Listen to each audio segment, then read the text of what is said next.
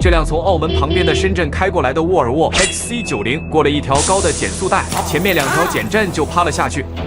这是下水测试的效果。车主本想趁着元旦假期带老婆去自驾的，经过小区的减速带时，前减震突然趴窝了，保险公司不予赔付。车主咨询的 4S 店，4S 给出的方案是2条减震一起更换，总价格是5万。车主当场就受不了，好在之前看过我专业维修减震的视频，是通过视频下方联系我直接过来。这个就是漏气的罪魁祸首。减震拆解完毕，那就看我如何专业的将减震维修回去。